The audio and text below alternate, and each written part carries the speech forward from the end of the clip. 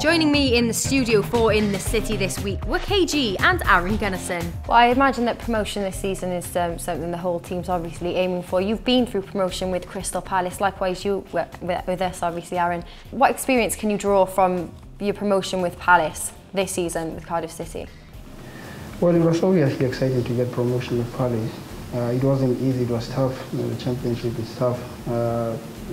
It's going to be a big challenge for us to get promotion, but we know what we want as the lads in the dressing room, and we got a good squad this season, and I think we stand a good chance of getting promotion.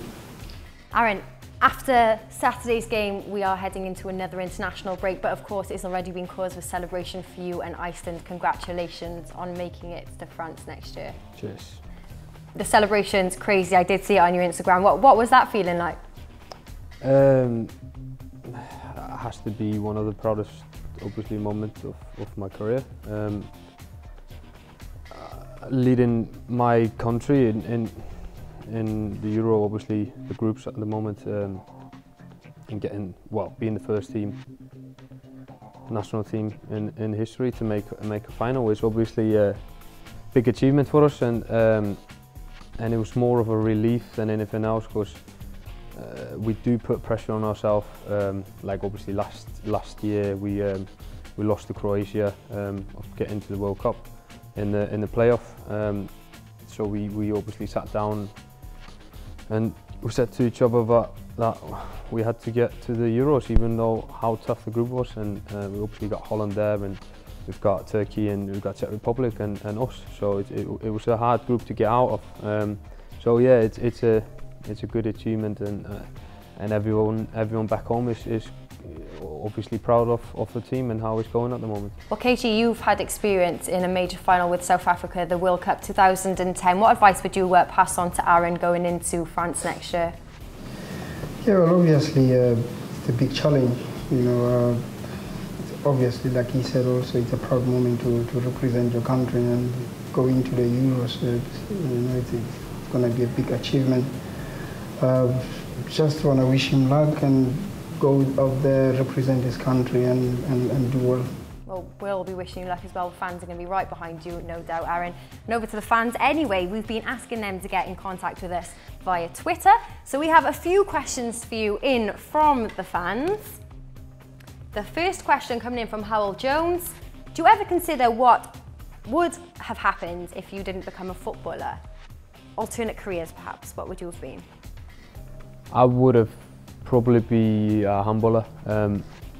Obviously that sport is written in my family. My father played it, my brother plays it, so I'll probably gone down that road, I think. How about you, KG? I think I would have been a paramedic. I've always wanted to be a paramedic, so I think I would have been. That's different. Yeah, that's good. I like that. Next question. As players who play a similar position, do you feed off each other? It's healthy for a club to have competition between positions. Obviously, I'm on my toes, ready to step in if KG, let's say, gets injured, which we hope not. And it's healthy for a club to have competition. And I mean, I look at him, see what he's doing well, and I obviously try and improve that in training. So. Yeah, it's healthy, and we obviously feed off each other, I think. That's cool. Next question. Standard question in from Matthew Harold there. Who's the best player you've ever played with? I would say Glenn Murray of Crystal Palace. The season when Palace promoted, he was one of the best and the key players. He scored loads of goals. How about you, Aaron? I've played with many good players, but I have to say Ider Johnson, obviously in his prime, when he was playing for Barca, it was a different class. Yeah, next question for you, Aaron. What was better, qualification for Iceland for next year or promotion with Cardiff City? That's a hard one. I mean, it was a great moment, obviously getting promoted with Cardiff, having been in this league for a good 4 or 5 years with Coventry, and obviously 1 year with Cardiff. That was a proud moment, but I don't think anything can beat the feeling of being the first Icelandic team to get to the final. And captain it. And captain it. It's been my boyhood dream, and so I'm going to have to say that. I'm sorry for that. I'm sure we can forgive you for that word. I'm sure it's understandable. And our final question, which is interesting, it got a lot of retweets and favourites, comes in from Kevin McNaughton. Our Kev, he's asking you, Gunnar, who would win in a fight between a badger and a pack of meerkats? So answer and explain. Is this a bit of a joke between the pair of you? Yeah, it's. What is this about though? You say you know what he's trying to Yeah, say, I know but what what's he's he on trying about. to say? I know what he's on about, and he just hasn't put the right words in. And so, Kev, thank you for that. As always, you can watch the full show plus much more with us on Cardiff City Player HD.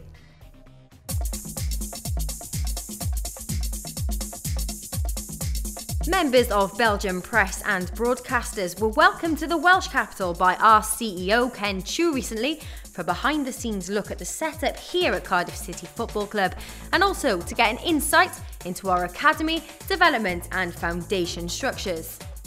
It was a 2-0 win for Cardiff City development side this week as they took 3 points from their trip to Wast Hills training grounds. And a win for the Academy boys also, defeating Huddersfield Town 2-1 at home on Saturday. Cardiff City Stadium and the House of Sport hosted the Coaches Association workshop led by Cardiff City Academy and the Welsh Football Trust this week.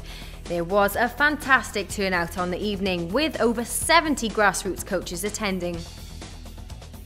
Cardiff City's women's team remain unbeaten this season so far after they beat Llandudno Ladies 6-3 on Sunday. Cardiff City Futsal 18 played their first league game of the season this week at the House of Sport, and it was off to a great start for the boys, beating Bristol Rovers 9-2. Cardiff City Disability Team were also in action this week at the House of Sport in a friendly against the staff of Cardiff University. Cardiff City Foundation led their week-long Get Started with Media course in conjunction with the Prince's Trust this week. Amongst a fun-packed and informative week, they received a visit from Ken Wyn-Jones and Alex Ravel, and even had the chance to put their newly learned journalistic techniques in place in a Q&A. As Cardiff City House of Sport Phase 3 is nearing completion, we caught up with Business Development Manager Joanna Borley to find out more. The facility is well underway and it's nearing completion. We're looking to open at the end of November. We're working alongside Tennis Wales and Diamond Tennis Academy to develop and increase participation in tennis in South Wales. We're looking to support the growth of netball. We're also going to be the first roller centre in Wales as well, purpose-built, brand new facility, and that's virtually booked out even before we've opened the doors. It's great. Obviously none of this would be possible without the help of Tan Street Vincent Tan and Bajaya Assets. It's great that he's continued to support our development and growth. Congratulations to Adam Tibbs. He's the winner of our FIFA 16 giveaway, and he tweeted in with the correct answer to the question I read out on last week's show. The answer, of course, was Wolves, the team both Kenwyn and Sammy scored their season debuts against this season.